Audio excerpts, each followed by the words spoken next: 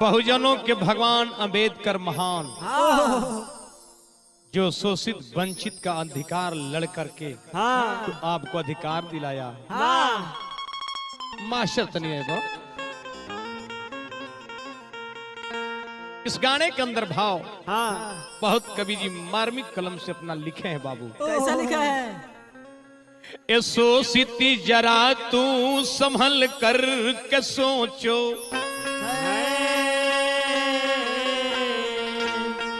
जो तुझको अंधेरा से बाहर किया है वो बाबा साहब सुन तुझको दिया है।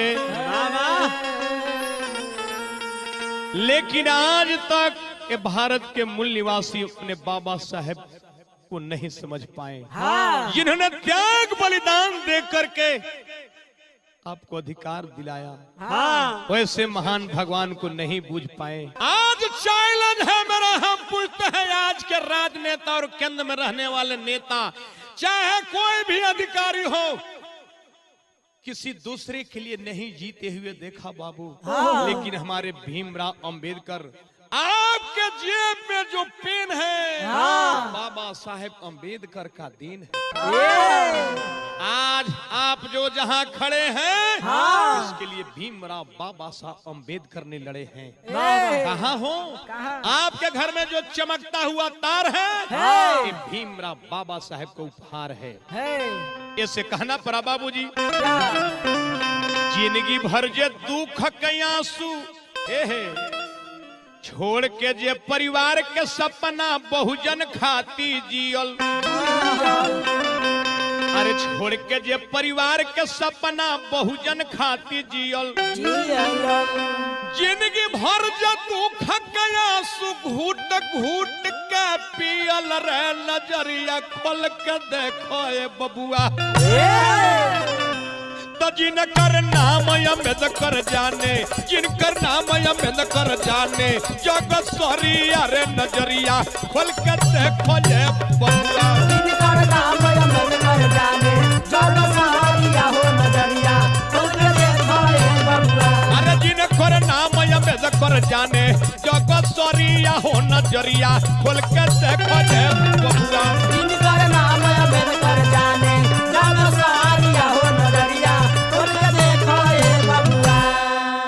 जब दूसरा गोल के सम्मेलन अंग्रेजों का असेंबली लंदन में था, अब बाबा साहेब शोषित वंचित की लड़ाई लड़ने के लिए जाने की तैयारी कर रहे थे। उसी समय में अचानक घटना घटता है, उनकी अंतिम पुत्र अंतिम चिराग राज रतन बहुत बीमार पड़ जाता है। उनकी धर्म पत्नी रमाबाई बैठाती है कि बाबा साहेब अपने पुत्र को बचा लो आके, आपका पुत्र राज रतन बीमार है, घर में दवाई के लिए फूटी कौड़ी नहीं। कहने का भाव कि अरे लंदन जाए कर है,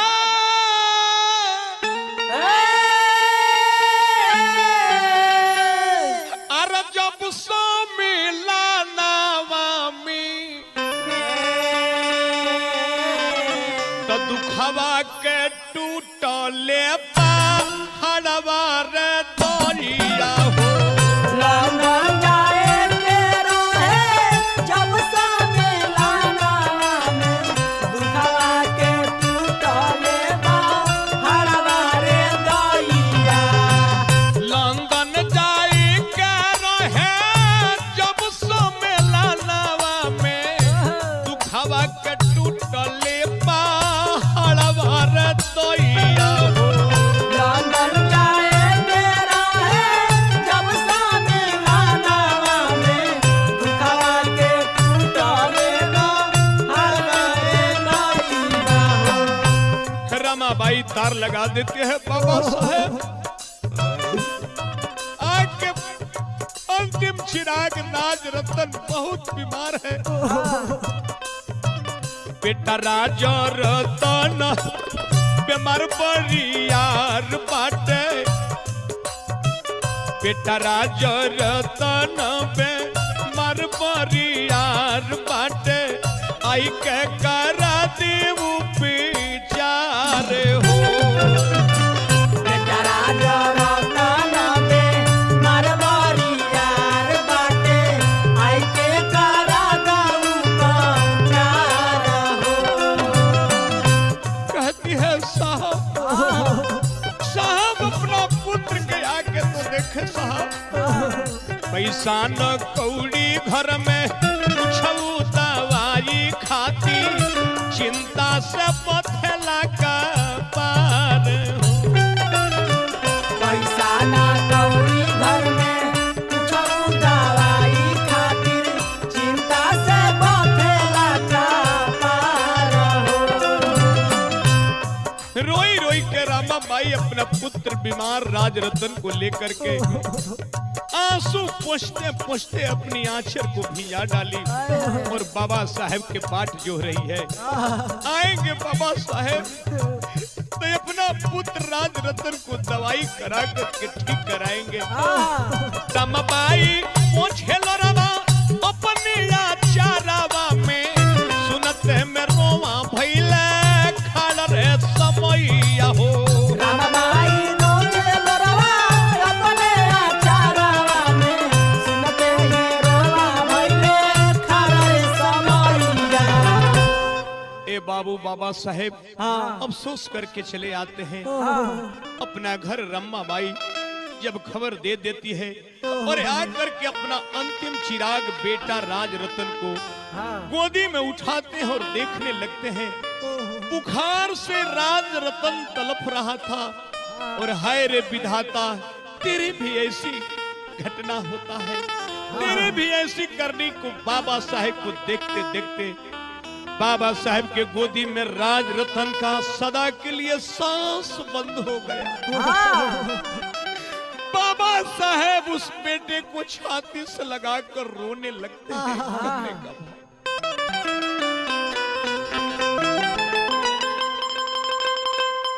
हर गोदिया में छूटल राजा,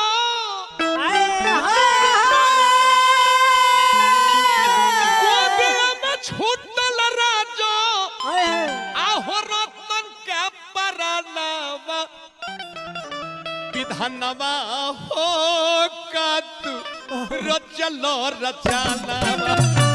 विधानवा हो का तू रचलो रचनावा, विधानवा हो का तू रचलो रचाना। बाबा साहेब अपने अंतिम चिराग को जब प्रणयांश हो गया, सदा के लिए बाबा साहेब के गोदी में वो राजरतन सो गया।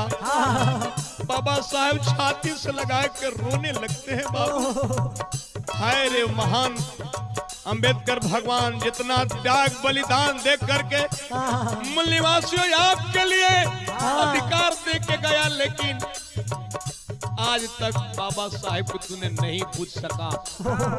बड़ी शर्म की बात है, शर्म की बात है। कब तक तू जागोगे? ए बाबू रोने लगले बाबा साहेब छत से लगाई के, रोने लगले बाबा साहेब छाती से लगाई के, रोने लगले बाबा साहेब छत से लगाई के, रोने लगले बाबा साहेब छाती से लगाई के। पत्थर पर जा कोइले दुख में सनाई के, पत्थर करे जा कइले दुख में सनाई के। ओहो पत्थर पर जा कोइले दुख में सनाई के। पत्थर करे जा कइले दुख में सनाई के। साहब हाँ। और उसी दिन करोड़ों शोषित अधिकार से वंचित के लड़ाई लड़ने के लिए जाना था लंदन। मद्रास के एयरपोर्ट से 1 बजे की फ्लाइट थी। हाँ।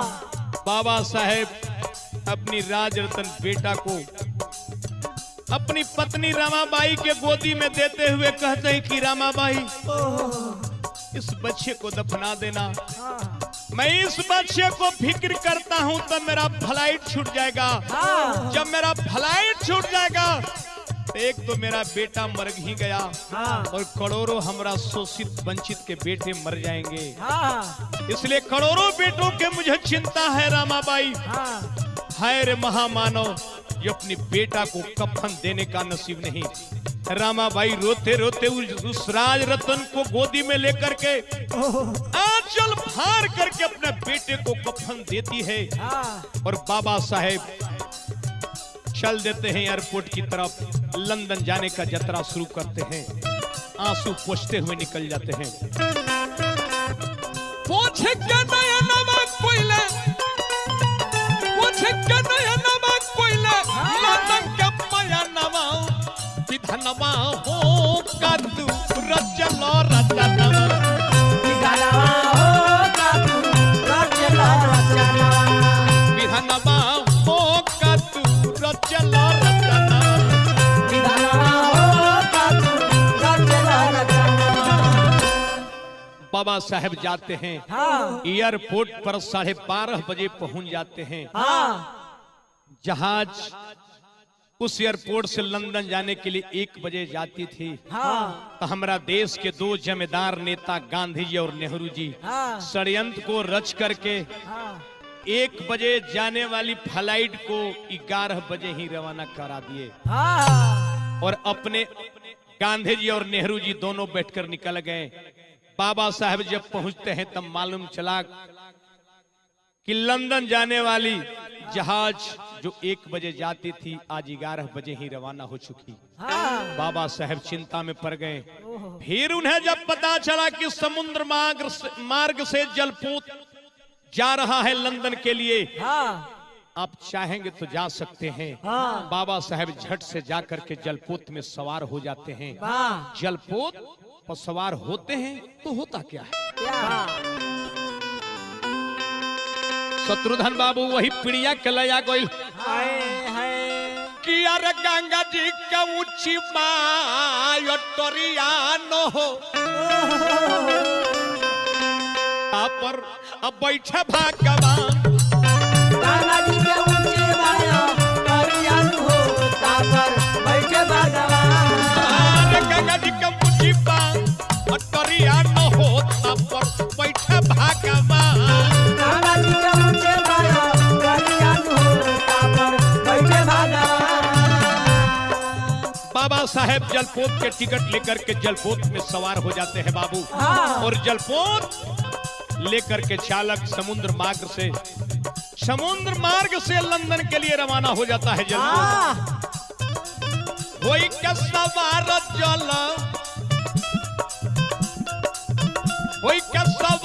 जल पोतवे में हो कोइले लंदन के बयान।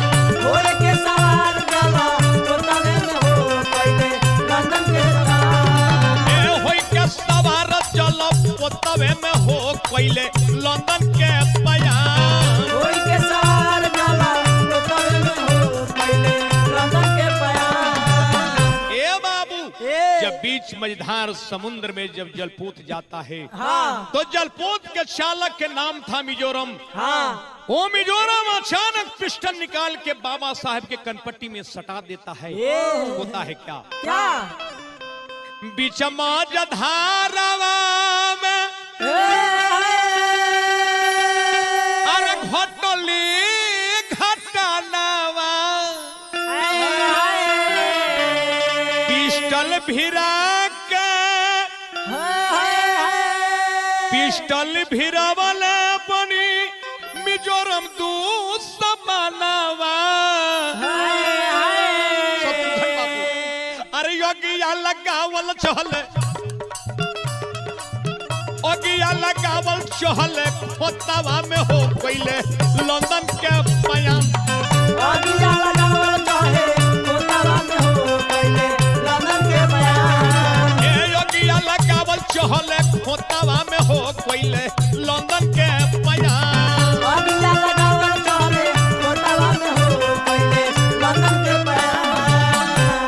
मिजोरम कहता है जब पिस्टल को भिरा देता है और बाबा साहब देखते हैं तो मुस्कुराने लगते हैं। कह अरे मिजोरम ले लो मुझे जान, लेकिन सुन लो मैं करोड़ों शोषित को अधिकार से जो वंचित है उनका लड़ाई के लिए मैं जा रहा हूँ। हाँ। उनका लड़ाई लड़ने मैं जा रहा हूँ। हाँ। और उस करोड़ों वंचित में शोषित एक तुम भी है। हाँ। अगर शोषित अधिकार से वंचित रह जाएंगे तो तुम सोच लो तेरा दशा भी क्या होगा।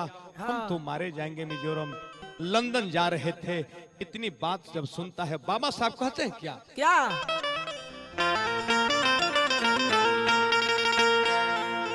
ले लो रे मिजोरम मारी हमरो के जनवा।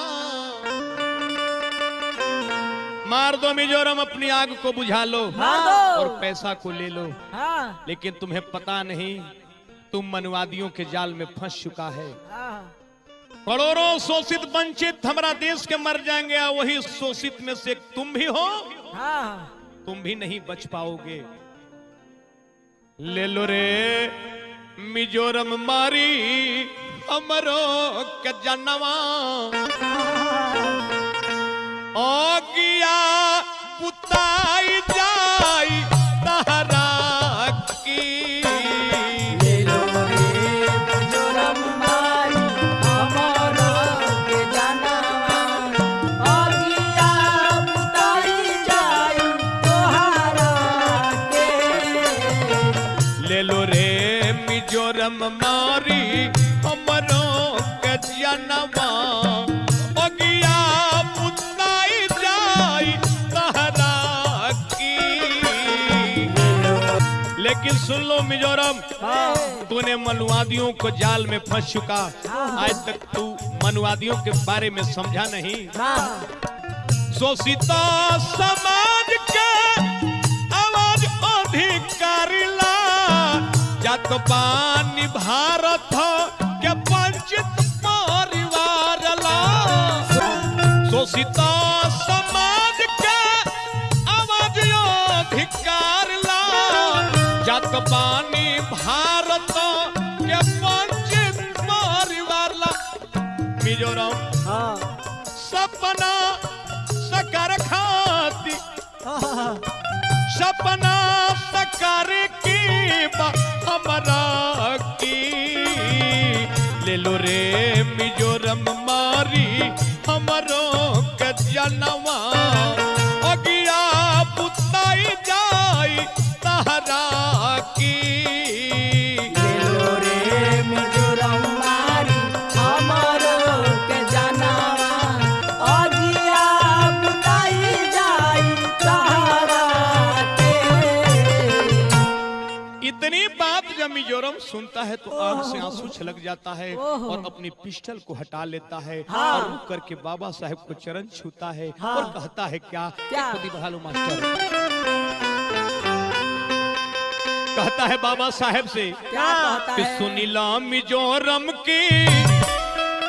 शत्रुघ्न बबुआ, सुनीला मिजोरम के अरे दर्दिया ये बाबा जी। जाल में फंसवले मनुवदिया ये बाबा जी। सुनीला मिजोरम के दर्दिया ये बाबा जी। जाल में फंसवले मनुवदिया ये बाबा जी। बाबा साहेब नेहरू जी और गांधी जी अपना आपको मारने के लिए, हत्या करने के लिए मुझे 3 करोड़ पर ठीका ठीक किए थे कि मिजोरम तू अंबेडकर को समुद्र में हत्या कर डालना, तुमको 3 करोड़ रुपया मिल जाएंगे। बाबा साहब कहते हैं कि मार दो मिजोरम, मार के 3 करोड़ रुपया ले लो। लेकिन याद रखो उस शोषित वंचित में तुम भी एक शोषित हो। कहना है क्या? 3 करोड़ के ठीका कोइले रे परान के। गांधी नेहरू कोइले रहल मार खाती जाल के।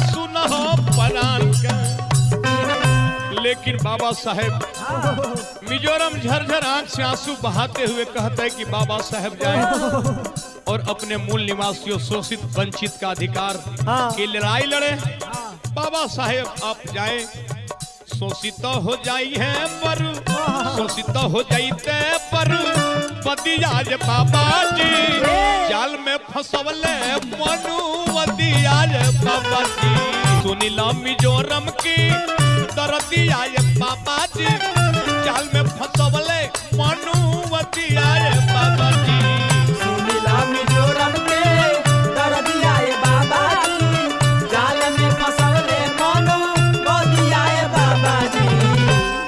और मिजोरम जा करके सीधा हाँ।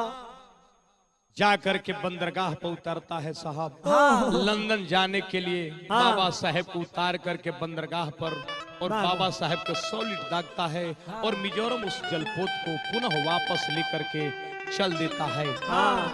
और बीच धार में जब आता है तो मिजोरम समझ गया कि अब वो लोग हमें नहीं छोड़ पाएंगे, तो उसी पिस्टल से अपने आप को गोली मार करके हत्या कर डालता है। पहला शहादत लड़ाई के लिए मिजोरम बाबा साहेब को दिया साहब। तो हाँ। कहने का भाव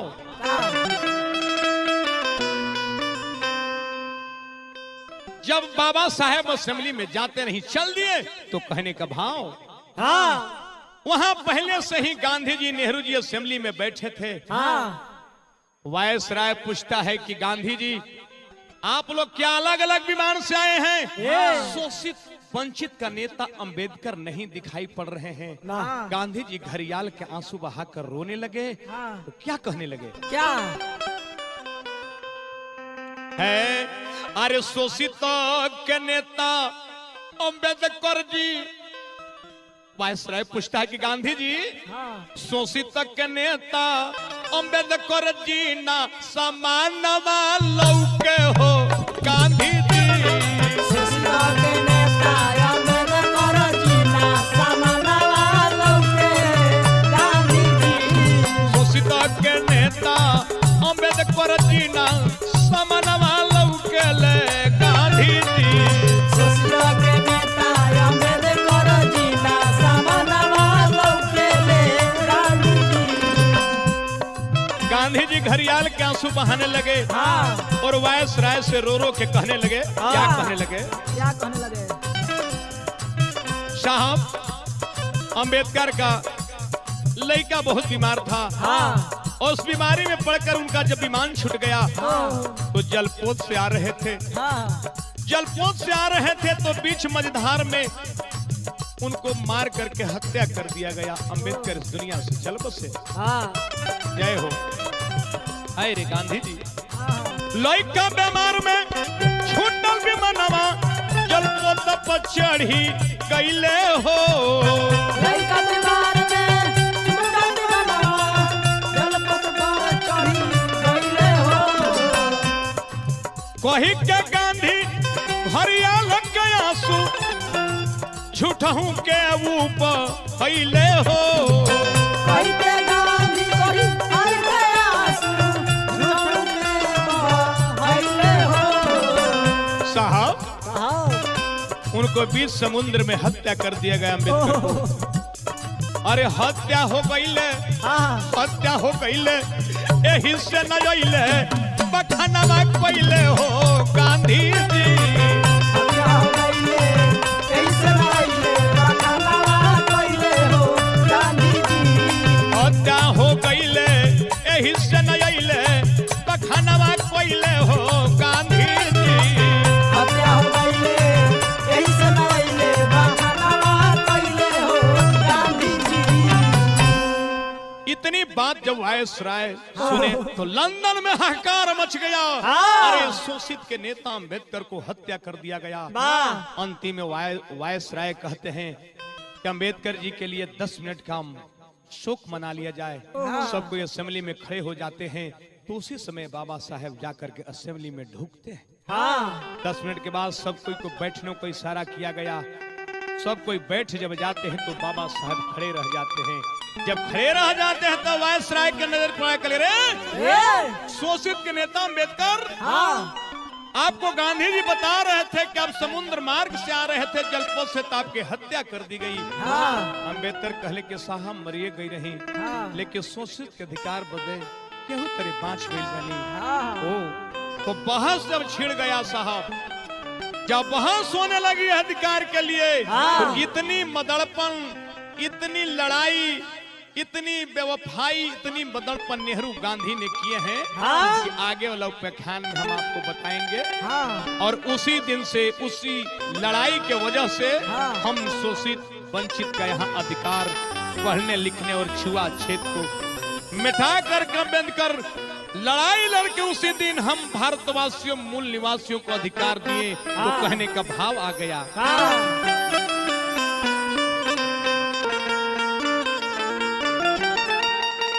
वही सदन में लेके, अरे वही सदन में लेके अधिकार बाबा जी हो गईले। अरे बहुजन के नैया भौसे पर बाबा जी हो गईले, बहुजन के नैया भौसे पर बाबा जी हो गईले। बहुजन के नैया भौसे पर बाबा जी हो गईले। बहुजन के नैया भौसे पर बाबा जी हो गईले। वही सदन में लेके उसी दिन से हम बहुजनों भारतवासी मूल निवासी याद रखो, हम लोग का पढ़ने लिखने और छुआछूत का भेद मिटा, अधिकार मिला। ये लड़ाई बाबा साहब ने लड़ कर के लिए। वही सदन में लेके अधिकार बाबा जी हो गईले। बहुजन के नैया भौसे पर बाबा जी हो गईले। बहुजन के नैया भौसे पर बाबा जी हो गईले। बहुजन के नैया भौसी पर बाबा जी गईले। बहुजन के नैया भौसे पर बाबा जी हो गईले। ए बाबू, उसी दिन से मिलल शिक्षा के सुंदर शिष्टाचार दुनिया में। ये मिलल शिष्टा के सुंदर शिष्टाचार दुनिया में। छुआछूत हो अछूत के अधिकार दुनिया में। छुआछूत हो अछूत के अधिकार दुनिया में। छुआछूत हो अछूत के अधिकार दुनिया में। वही दिन से क्या हुआ साहब? मिलल शिक्षा के सुंदर शिष्टाचार दुनिया में। छुआछूत हो अछूत के अधिकार दुनिया में।